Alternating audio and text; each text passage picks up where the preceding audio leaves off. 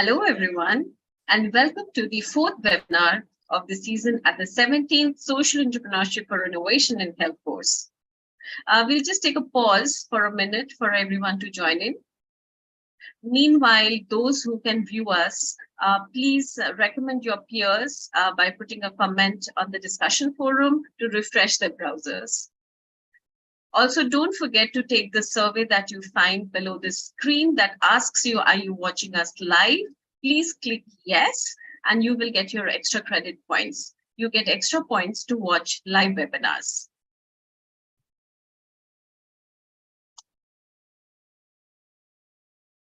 Okay, let's get started. Hello, everyone, and welcome back to our weekly live webinar at the 17th Social Entrepreneurship for Innovation in Health course. As you are aware from the course overview, Module 4 and 5 are about co-creation, and you will have the opportunity to review real-world potential co-creation examples spearheaded by health innovators. This fixed module is going to talk about co-creation with focus on shared value. And that's also the theme of our conversation with our guest expert for today. But before we jump into the session, just another reminder, don't forget to take the survey. And also one more reminder about assignments. This week, you have assignments due. So we request you to make your submissions as soon as possible so that we can review them and give you some feedback. Finally, don't forget to drop your question for our guest expert in the discussion forum, and we'll have them addressed during the span of the session. And a situation alert, just if we experience any technical challenges, we may like to shorten the session. And now I'm delighted to welcome Peter Roy, our guest expert for today and the founder of CoCreation. Peter is a social entrepreneur and a management practitioner who was raised in North Ghana in a family of animal rearers. His LinkedIn profile says he's a synthesizer, weaving into a better world. So let's learn from him about his course of journey and principles that propels him to go ahead with his vision. Peter, a big welcome and thank you for joining us. How are you doing today? Thank you very much. I'm doing well. I'm doing fantastic. Great. Peter, before we get started, just wanted to share that our module 4 has a case study on CoCreation. So some of our participants would have gone through your work, and it will be exciting for everybody to hear about CoCreation and the process of co-creation from you. So just to start with, can you tell us briefly about your journey of being a social entrepreneur? How did you make a transition from being a management professional to a social entrepreneur and founded CoCreation? Yeah, thank you very much. Yes, I think this question comes a lot of the time. And when I think of, my journey so far from childhood to now, I think reflecting on it, it's always, come to me as though I'm trying to appease the child that I was 30 years ago. Like you did mention, I was born into a livestock keeping family. And as a young person, you once in a while, you grow fond of the animals that you keep. And I was fond of the cows and the goats in the house. But one thing that used to happen is that sometimes you just come back from school and one of the cows is dead, and it doesn't end there, it just keep happening until one day when you ask for school fees and they tell you that unfortunately they can't get your fees because the cows are all dead, and and so growing up in such an environment, you just become frustrated. The hope of one day becoming someone that can support your family and your village, it just becomes more difficult and more difficult. And so when I completed university and I got the opportunity to work with farmers, the whole idea of CoCreation came into being. And I guess maybe at some point we'll be able to share some of those experiences that led to that. Yeah. Thank you for sharing that story. How did the idea of CoCreation strike you? What went behind it, and what does CoCreation do? So after university, I took up a job. I took up a job working in a very remote place, and I was supporting an NGO to implement a food security project. Part of the project was to give out, livestock to farmers. And I should say, maybe just go back a bit and say the idea of Car Tribe actually wasn't one instance. It was a number of situations that just, came together to make sense. But what I reflect, when I reflect, the most, those that stood out is my immediate experience after university. And just to talk about the project was giving out almost 100,000 cows and goats and sheep to farmers. And the idea was that by giving them these animals, they would actually be able to increase their asset base. Yeah. But one thing that the project didn't take into consideration is the health of the livestock that were given out. It wasn't built into the project. And so 2 years down the line, being one of the project managers, we just realized that there was so much, losses, and the farmers became very, very helpless. Out of frustration, I just felt, I couldn't deal with the failure. So I left that job. And then I moved into starting some other businesses. But in 2016, or 2015, 2016, I took a sabbatical just to have a reflection of what I really wanted to do with my life. And an American company invited me to help them build a product, a crop insurance product for farmers. And I took it up and went back to work again.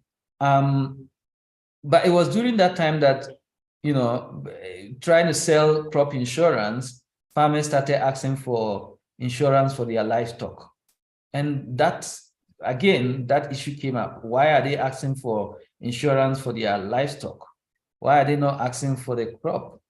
And upon doing further research, I realized that it is the same issue. The mortality rates are really high. They love to keep animals, but if they are just dying, they want to find a solution to that. So I took another break just to, spend more time with the farmers to understand how I can support to get this whole problem solved. And that was the beginning of Car Tribe, because then we spent about 8 months trying to understand why is it that the animals are dying. We discovered that there were very few vets available to even attend to the animals when they are sick. And later we discovered they don't even vaccinate the animals at all to even prevent the diseases, even though there were a lot of opportunity. I mean, there are vaccines, they weren't using the vaccines. So I thought that was a problem to explore. And it's been about 6 years now. And it's just been a journey on trying to find a solution for farmers. Thank you so much for sharing that story. And I think it was such an organic outcome of your quest that you're looking for why the animals or the livestock are not being kind of at the center of something that is the reason for the rural economy, I should say. I have a set of questions now for you, specifically around the process of co-creation, because that's also the theme of the module. And we know that co-creation brings the importance of different stakeholders and the relationships that we hold with them. So we'd like to know, how have you approached creating shared value between Cow Tribe and the stakeholders, both in Ghana and globally? Thank you very much. So let me just put this to within context. The problems that we're trying to solve globally are not problems that affect individuals. So otherwise, we wouldn't even be thinking about them. The problems that you would normally find, the difficult problems, are problems that affect a lot of people, and there hasn't been any solution, one single solution that works, or one person cannot deal with it. So when I think about co-creation and shared value, number one, it's about all of us finding that value in us, that solving that problem brings us joy and excitement and hope. Yeah. Individually. But at the same time, we do know that, it is equally our responsibility as a community, as a country, as a continent, as the world, to solve that problem. And we do know that it is important to come together to co-create the solution, because one person doesn't have the answer. So if you put that in context, then it means that there is no social, enterprise that would succeed just by working by itself. You need to work with a number of stakeholders, those that are, or are close to, and those that are even far away from what you do. And by working together, you are actually sharing responsibilities, but you are also sharing the impact of the work. If you come to animal health in particular, it's a very broad area. It stretches from human health, that is you and I, to animals that we keep as pets and family, or you can think of it so many, to animals we keep to eat or to have their eggs or the honey we eat. And so you can think about it and you can see that it's a whole stretch of a problem that one person cannot just solve everything. And that is why co-creation is really, really important. At CoCreation, what that means is that we need to work with veterinarians all across, wherever we work in, every community we go to. We appreciate that the vets are the technical people. They have gone to school to understand how the disease work and how health work and all those things. We have to work with, health workers from the human side to understand the impact of some diseases like brucellosis that makes women not give birth when they are infected, or, rabies that bites people and is fatal, almost 100% chances that you will die. All these things, you work as a group to understand that. But most importantly, it's about understanding that it's not about private or public. It's not about the entrepreneur or the investor. It's about everybody trying to find a part to play in the process. And for me, if you ask me how I define co-creation and its importance in this whole process, I would say at the end of the day, it's a shared responsibility, and that starts from us as individuals. That's so true. So your primary stakeholders are veterinarians and the farmers with livestock. How do you engage your team in that process of co-creation? So I guess some of it comes naturally as part of the business, you want to get a solution out there, you want to get out there to find out from the farmers, do you like what we have proposed for you? You want to speak with the providers, which is the vets. Do you think this solution can work within the technical situation? You want to talk to government to say, what are the regulations and how will it support this? And you would go to a funder and ask, do you think there is funding for this type of solution? And while you do that, you are actually creating a framework that ensures that continuously and organically you are reframing and reframing your solution in a way that has everybody's inputs and everybody's aspirations in it. So I think that's the organic part. But definitely there are always situations where you realize some people are disadvantaged, and just showing up doesn't necessarily create that enabling environment for them to participate. For instance, women livestock keepers might not necessarily come for a meeting to talk about how they feel about the solution. So you need a different way to ensure that they participate. And that is why we have embedded some gender components in the way that we do design. And most importantly, I mean, maybe at some point we'll talk about technology, but we have been looking at how do you, engender digitization? How do you ensure technology also impact women equally as men? And so at the end of the day, you need to use certain tools, to be able to ensure that everyone is part of the process. And I think that is what we have always been following here. That's interesting. You're talking about the tech edge, and I'm surprised that as we emerge out of the pandemic, there is a lot of conversation around telehealth for human beings, but I don't see so many tech edges for rural marketing or animal husbandry or for livestock.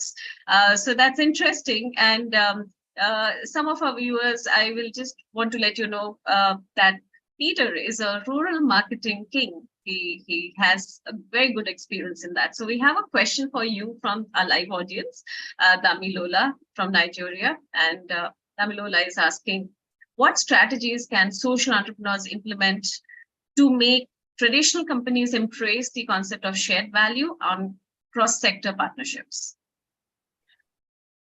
Okay, let's start with traditional. So the word is traditional. And you see, one thing that you notice when you are working with models that have existed for a while is that you would require not necessarily a lot of external motivation. You need internal rise. You need systems and people within the organization to pick up certain things. And I want to say some of these courses that we do that target people within certain organizations are really, really important in creating shared value. Because come think of it, who is the CEO of that organization? Where did he school?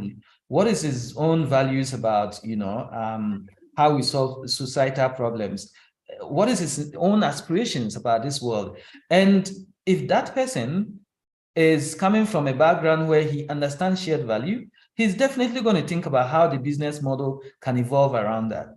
And so I do believe that, the best way to get organizations, especially traditional organizations, to move towards that angle is to, to put an effort in retraining and on learning, helping people unlearn within those organizations and relearn and learn new things. So that is something that I know that courses like what we currently, involved in can help in getting people to shift to that direction. Learn and relearn and unlearn is a very important process that I have seen a lot of social entrepreneurs do adopt. Okay, I'm going to shift gears and take you to a question around challenges. I came across this quote from Roger Crawford, who says, "Being challenged in life is inevitable, but being defeated is optional." So with that said, I would like to ask you, what has been some of your most difficult challenges in forging partnerships with larger organizations and companies? Yes, before I talk about challenges, I just want to reinforce what you said that, for most people who are entrepreneurs, one thing they haven't learned and they will soon or later learn is that being an entrepreneur, there is nothing like quitting in the job. Like you can get up and quit, like it doesn't work. And so, unlike traditional companies, you can say, I quit and I start a new job. For entrepreneurs, social entrepreneurs, it's about the problem. It's about the people you're trying to help. It's about yourself growing within that space. And so when you even face challenges, you see them as obstacles and you want to jump over them so you can get the solution. So for me, I think some of the challenges that we faced in the past is just generally ourselves trying to understand the problem better. We spent almost 3 years just trying to understand the problem, because the problem, as I said initially, does not exist in one way or one form. While you try to solve it, it changes in its form and its color. It's an evolving problem. So that is one of the biggest challenges. So, when you're a social entrepreneur, you don't have control of the size of the problem because it's a growing problem. The more people that has to be fed, the more even urgent it is. And that is really, really a key thing that people should recognize when you go into a social entrepreneurship. Your first model would probably not be the one that would work. And you might probably spend more time and more years trying to figure out a way around the problem. That's number one. Number two is, I don't want to say this because I'm not sure how it's going to be taken, but I don't think social entrepreneurs are, personally, because I don't think people show that much empathy for us. And I think we would usually work in silos with very limited support. And even when the support comes, it is very, very tied to certain outcomes. And so you don't have, that flexibility to be able to think around how you can use these resources the way that you believe can be used, right? And that kind of lack of empathy for social entrepreneurs is one of the biggest challenges. And I think if anybody has been in social entrepreneurship for long enough, will realize that no one really thinks of you when you are actually not as like sleeping at night, just thinking about how am I going to pay my staff when I know we just have 1 month of salary, you know, and it's all on you, and you just have to chew all that, you know. So that level of lack of empathy for social entrepreneurs, and the lack of, and it's mostly based on the lack of understanding of who we are. We are not NGOs. No, we are not doing charity. We are not also for profit, entirely thinking about making money and getting rich and, you know, going to an island or buying a big island somewhere and having a happy life. We're thinking about solving big problems with, you know, innovative, you know, approaches. And that needs to be understood as it is. But most often it's either we are confused with, you know, we are trying to make money, or we are charity. And that sometimes breeds that level of, discomfort that comes. Then the third problem, I should say, I'll not say lack of resources, but lack of understanding of how those resources can be tailored to improve on the livelihoods of people. I think there's so much in this world that can be can go around and make everybody happy, but we just haven't figured out a way to make sure that is actually reaching the right people at the right time and at the right place. And I see that for social entrepreneurs, we have challenges trying to get the right resources to do what we do. These are three key things that I can talk among like 1,001 problems that I can mention if time permits. No worries. So what are your golden rules of partnership, building partnership? Just like if I say 2 top golden rules of your partnerships, what will it be? I think partnership for me, the golden rule for me is that it starts from you. Like it has to start from a very strong self-awareness. Mm-hmm. And should I say accountability? Yeah, self-accountability. You cannot give what you don't have. You cannot be a partner when you cannot be accountable to yourself, because as soon as you put yourself forth as a partner, you must be accountable to yourself first for whatever you have promised to partner, you know, whatever you are putting on the table. So self-accountability is one principle that I really hold very dear to myself, and it's mostly served me well when I look out there for partnership. Number 2 is don't compete, collaborate. Don't compete, collaborate. And it's a golden rule for social entrepreneurship. We are not like any other business. We are business that only is the kind of business that you grow when you collaborate. In other business forms, you grow when you compete. You take the whole market and it's yours and you are reaping everything. In social entrepreneurship, it's the opposite. When you collaborate, you actually grow faster and stronger. And so those are 2 key rules and principles that I hold very, very, very, very, very, very dear. Yeah. Great. So self-accountability and don't compete, but collaborate. Beautiful. Thank you, Peter. Peter, we have so many questions coming in. I do have questions to ask you, but I will also take some questions from our audience. One question has come from 3 of our viewers currently, Chandramauli, Joanna, and some others, and they are asking you, we have a few questions about the role of technology in success of CoCreation. Can you share a little bit more about that? Okay, so just a bit back for those who are not doing a project on CoCreation, I'm sure you know that the company is a technology company. The reason why CoCreation exists is because of the tech aspect of what we do. And let me just put the problem into like simple terms. In 2021, the global consumption of animal vaccine stood at $10 billion. Africa only represented 5% of that value. So you can imagine that despite the whole belief that African can feed the world and all that, the consumption of vaccine tells a lot about, it raises a lot of questions. Do we have animals? Are they not getting sick? Why are we not interested in vaccines? And I think when you dig deeper, you realize that the African farmer and the African livestock systems is totally different from the rest of the world.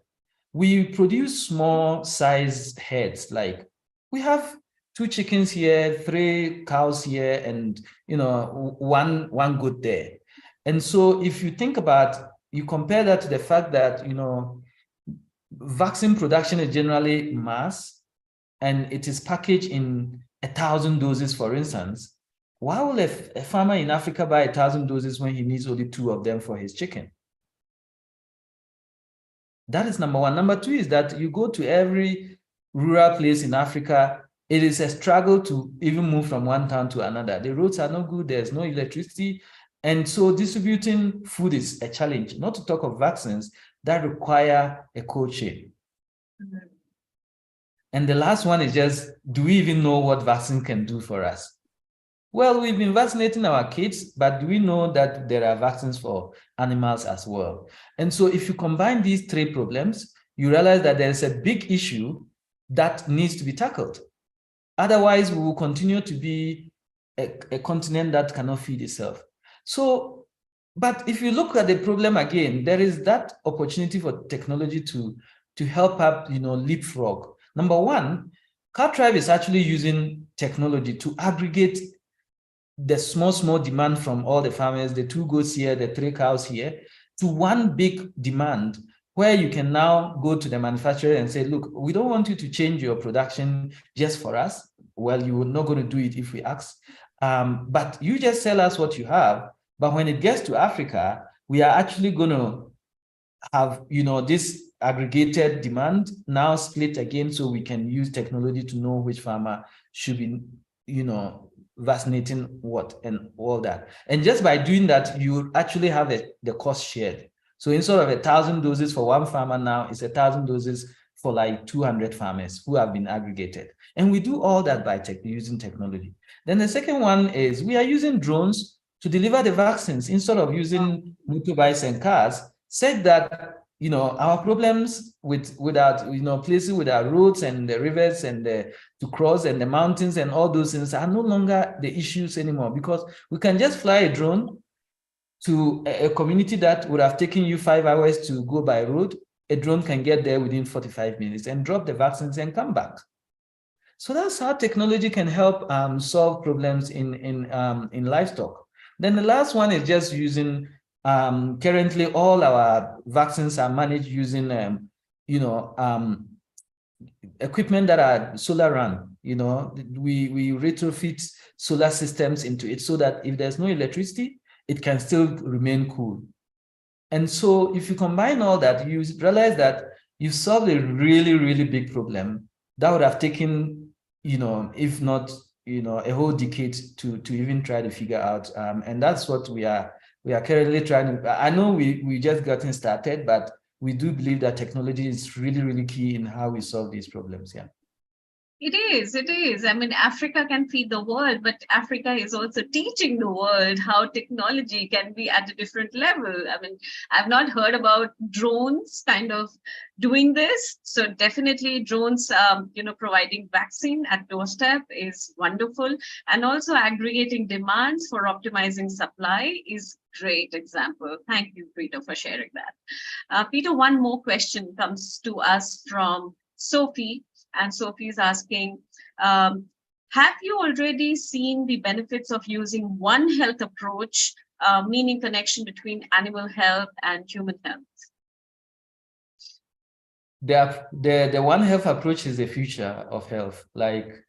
And I'm so inspired with it by this question, because I think when you look at the systemic challenges of our health systems, sometimes it feels like we are probably never going to get there, because doctors are trained differently from vet doctors. I mean, we kind of separate something that should have been together. let me just say that when we started thinking about doing drone delivery, the drone project was already in existence, but it was delivering human, vaccines to clinics in the same communities that we were delivering, animal vaccines. And then we are like, why can't we just deliver the same, use the same drones to deliver both human and animal vaccines to the clinic so that the farmers can just come and pick it? Because they go there to take, they send their kids there for vaccinations and other things. Why can't they just pick their goods vaccines from there, And that's just an example of how you can actually just bring, infrastructure together to solve the same problem. That and when we're talking about One Health, it's about, all that, including making sure that you kill 2 bears or 3 bears or 1,000 bears with one stone, right? So it's really, really important for us to think about it that way. The second one is just at the program level. When we started, we worked a lot with the farmers. So most communities, we elect some of the farmers to become what we call community livestock vaccinators. And when we started training some of them, and during the training process, we asked, like, what is your experience with volunteering? And someone like, okay, I used to be part of this program that vaccinated kids against polio and all that. I'm a community volunteer for health. Then all of a sudden, we realize that they are the same people that their communities are recommending to be vaccinated for the chicken and the goats. And that is where One Health comes in, because, some of the diseases, as we talk about, are shared between humans and animals. And it is better when the volunteer who is vaccinating against polio and measles and all that is the same person checking out to see if the goat is sick of tuberculosis or whatever, because that level of knowledge can grow in a way that it's exponential.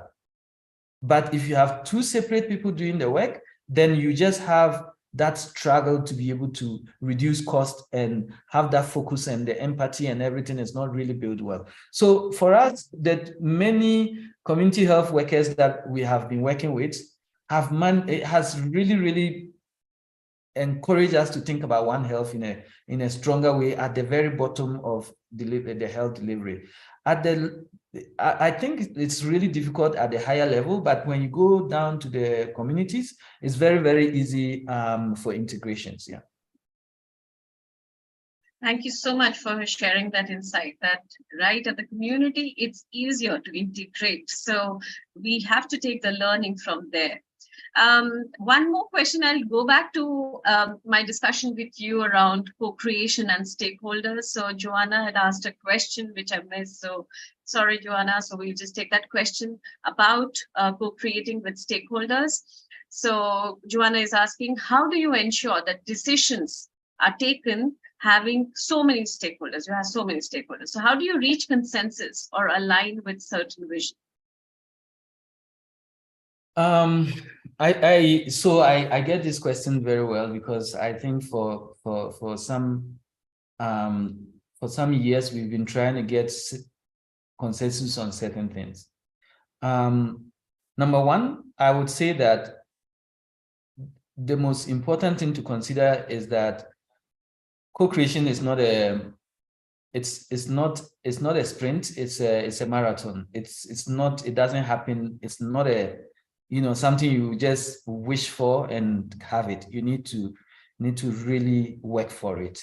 And some stakeholders might be very impatient. They want things to really run fast because maybe they are those at the receiving end, or of the problem, the situation. While some stakeholders are in charge of the resources and they are thinking of how to use it properly, other stakeholders just want to hold to the power and the influence that they have. And I would say one of the key things in assuring is just to do simple influence and interest mapping. It's just a simple process. It probably can be very elaborate, broad-based way of doing it, or you can just, do a scan in as much as possible to understand who you are speaking with in terms of what is his influence and what is his interest.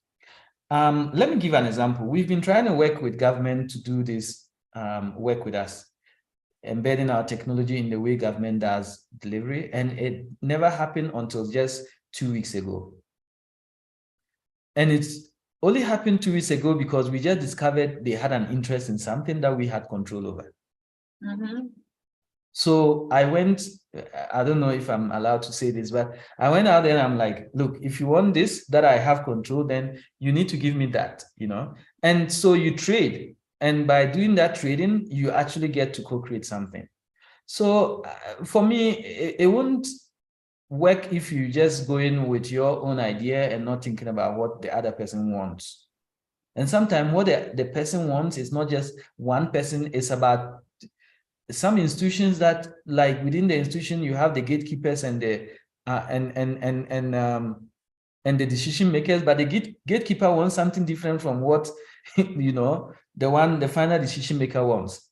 And maybe what you need to do is to work more with the gatekeeper first than to jump, because you jump and then you have to come back again, and it makes things difficult. So for me, I think institutional collaborations are more around being very, emotionally aware, but at the same time being aware that people don't necessarily say what they want unless you really dig deeper. And when you discover what they want and what they can influence, then you can start working around that to ensure that everybody feels some level of satisfaction when you have something on the table. That's very wise lesson. I would say you're communicating, understanding what you can offer, and also the value that each stakeholder can derive from that collaboration. I'm going to continue our conversation around challenge, but onto another aspect of it is about mistakes.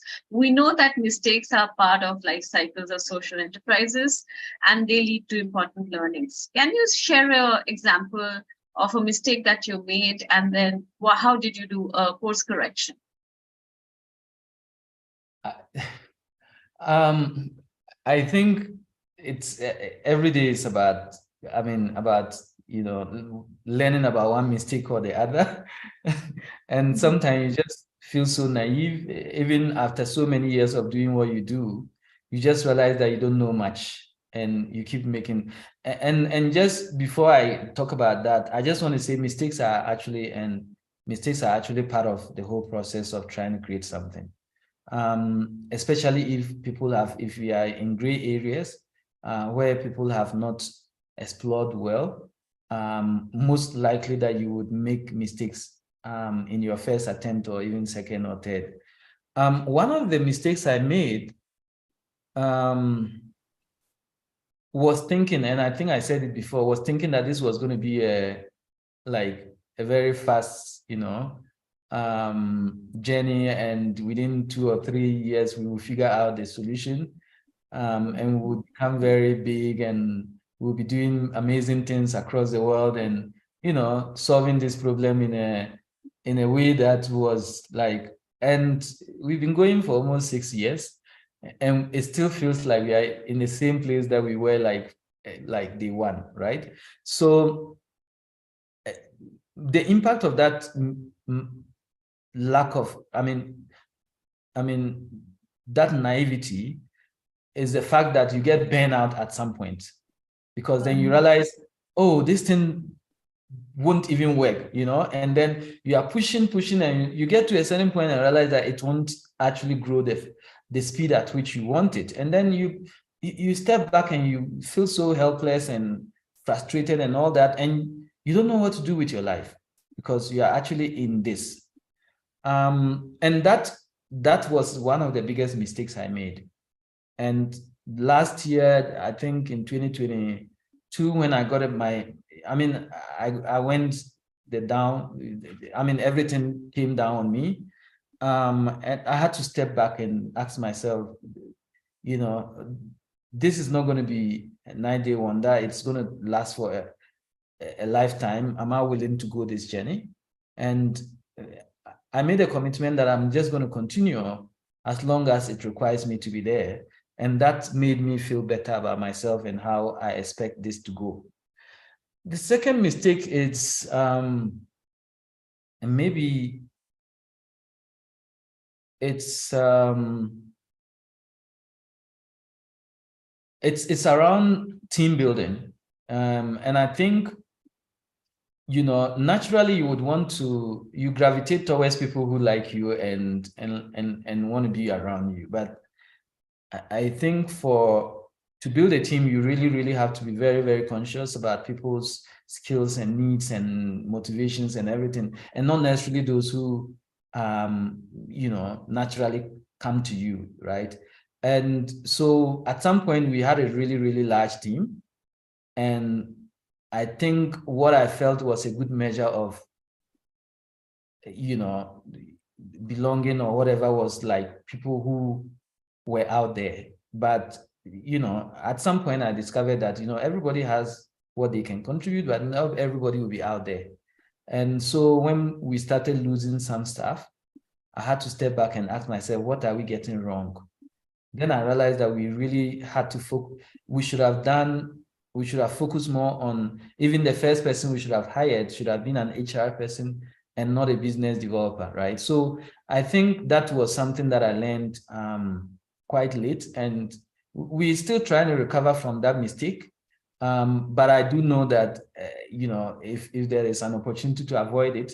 I think if you have a choice to hire a COO or HR director, go for the HR director. You would be better off, because you bring in people who would feel they really are cared for and they are appreciated, and not just that they are coming in to do A or B or C. You know, that's really important. Yeah. That's such an important learning, I should say, that people and people management or talent management is one of the foundations to build an idea or an organization. A follow-up question I have, Peter, to what I asked you about the mistakes is, how do you manage your risks as an entrepreneur?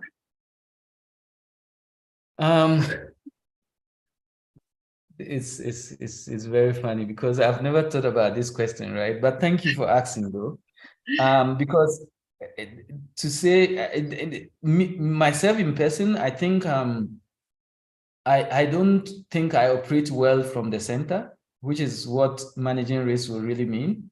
I think I operate very well at the edge of the situation, and that is quite risky for some people. But for me, it's where I find my comfort zone.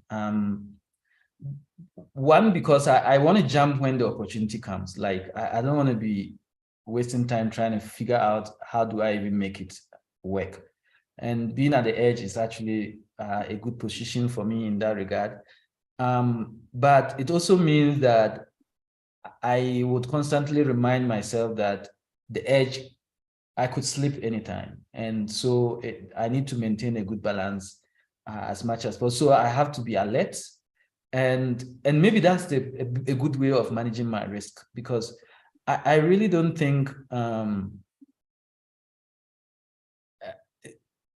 yeah, so I don't think it's a cut in stone model, but maybe what has also worked for me is diversification. Like, the more you get to work with different partners and different people in what you do, the less riskier it is. The more you want to do it by yourself, the more chances that it's going to fail when you are not there. So for me, building a broader stakeholder engagement, being able to make sure people come on board and be able to contribute and share that mission and the vision that you have, is a much easier way of managing risk generally. I hope that, I'm not sure of this answer, but I hope it makes sense. Yeah. Of course, that's the way you are managing your risk. So it does make sense. Also, because we are discussing risk, I have another obvious question for you. Can you describe a time when you had to adapt to a sudden change? Yes. Yeah, so that happens every day. That happens every day. But like I did mention, if you don't expect it in entrepreneurship, then I don't know, like it's the normal, it's what to expect every day, that there will always be dramatic issues, like there will be things that you don't expect. I think at some point we ran out of money and I never expected it. Like it was just like, we need to fire people, we need to cut down salaries, and it was a change I wasn't ready for. Like it was so drastic that I felt sick, because you could just know that this person going home does not have any other thing to depend on, right? There's no savings, so it had a lot of impact on me. But come think of it, I think what I didn't also prepare for was COVID. And for me, I never really,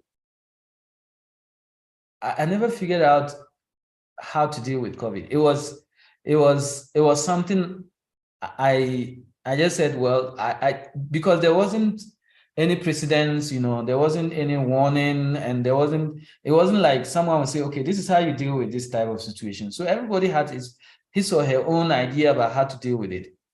But internally, we more or less use something that worked for us most of the time, which is plan for these things, because we have a system internally that when something shows up, like what happens, what we do is that we just leave everything. We just stop. And then we ask ourselves, what can we put in place to ensure that this doesn't stop us from doing what we do? And then everybody just focus on that for that moment. And so when COVID happened, the way we dealt with it was just to make sure we had a really good policy in place to ensure that we can still continue doing our business, but also maintaining safety in the organization. And everybody participated in that process. And I think that is one of the third risk. Something that happened was, we order vaccines and the vaccines don't show up for 4 months and it's supposed to have been delivered a month.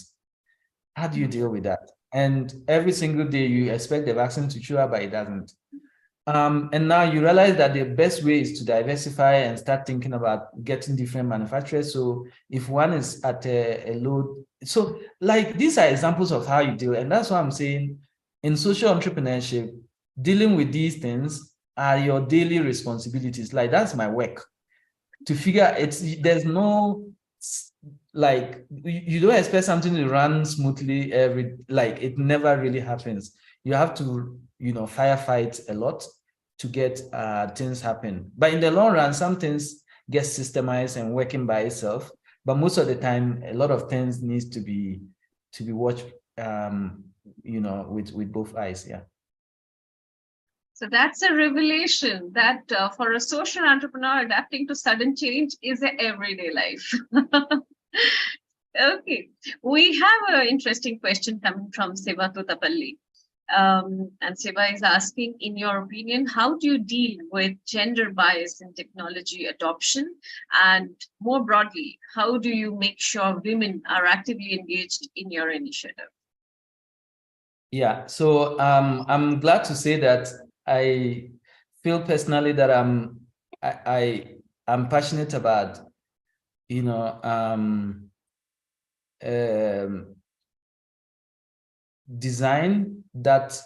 tech design that supports gender inclusion. So we call it inclusion design or inclusive design, right?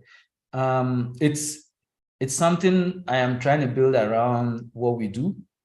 And it's a new topic actually, because what people think about is when the tech is now ready, how do you get, all different people to use it? But I do think that for software, you need to ensure that the design is actually more inclusive.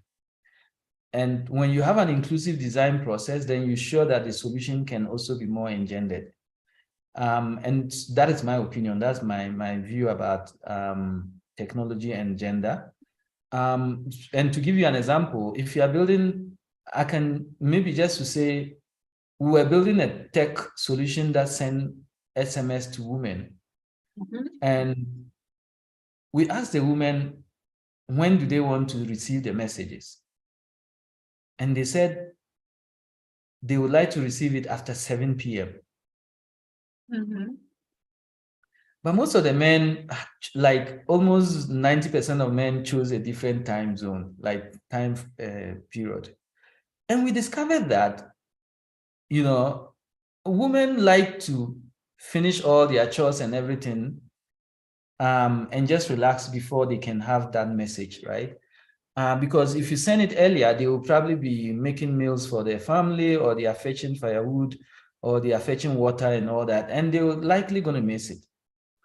Imagine that if we had not actually asked them and just gone about the general notion that, okay, people rest from work after 2 p.m. They have finished with their farming activities, and now they are just sitting under the tree resting, we will probably have missed a lot of women listeners, right? So inclusive design is really, really important. When you are developing the software, make sure that there are processes to involve them as co-creators of the solution. And that could mean having your alpha version being, reviewed by, women groups, from some of the participants before you build and hard code them into the solution. And just by doing that, you involve them as designers of the solution. And when it comes out and it is what they have designed, and they see their own, work into the solution, they will adopt it more easily. And I think we've done that. We've always done that, and we do believe that that is the best way. We've built a framework, and if anybody is interested, we can always talk about it. But we've built a framework that allows you to use certain tools like, action research and other things to be able to do inclusive design for software solutions. Yeah, yeah. Inclusive design, and I think inclusive tech is something which probably will drive the world in future. But happy to see that it was a part of your thought from very early on. So Peter, tell us, before I ask you the next question, just want to let you know there are more than 100 people watching us, and there are 20 more questions coming in, but I don't think we're going to have the time. So my question to you is, what are the priorities for Cow Tribe in the coming years? So what's next for you? To grow. We want to grow. And as I speak to you, I'm speaking to you from Nairobi, where we are setting up our next operations. And we're hoping to be in Nigeria as well. It's one of my favorite places. We want to work with partners who find value in the technology that we are building, because we've tested it, it works, but we don't believe that growing means being at the forefront of, the implementation. So we do feel that there's the need to empower other organizations that are at the forefront of delivering animal health with our technology. And I think that is what we would be focusing on for the next 5 or 10 years time, being the organizations that, empower and enable, efficient, optimized delivery of animal vaccines and animal health in general across Africa. And I think as we continue to look at this, we also look at how do we leave behind knowledge such that as we're thinking about One Health and other things, that becomes the foundation for us to build even more stronger solutions around the problem that we see around. Yeah. Thank you so much, Peter. In interest of time, we have to wrap up. So I thank you very much for all the lessons that you have shared with us, lessons of wisdoms that you have shared with us. Do you have any final advice for our learners as we conclude? Yeah, I just want to show appreciation for this process. I know it's one of a kind, and I just want to show appreciation for all the effort that has come to making this, what it is today. This is my second experience, and I can say that I can also say the audience is growing, and that is good news. And I just hope we can continue to maintain this energy. And hopefully in 5 years or maybe less, anybody inspired by this would also start something, because we always say in Africa, it takes a village to raise a child. So we would need more hands, because there are a lot of problems, and I hope that people are inspired by these processes to also start something that can bring a change in this world. Yeah. Thank you so much, Peter. Thank you for being with us. Wish you all the very best in your continued success on the path of change making. Thank you. Thank you too for having me. Great. Before we sign off, just a reminder that next week we will meet twice. I shall see you on 16th May for the 5th webinar with Mark Shang to further discuss co-creation around idea development and pitching. And we shall also meet on 17th May for office hours, where we will meet all of you live. It's an interactive session where we will want to hear from you about your learning journey. So please do hold both those dates to be with us. Also, just a reminder that we are looking forward to your submissions for Module 4 assignments this week. And there is another assignment coming next week. So try to do them during the due course of the week so that we are able to review both the assignments subsequently and provide you suggestions wherever necessary. With that said, thanks once again for joining us. And until we meet again, have a great time at our platform. Thank you.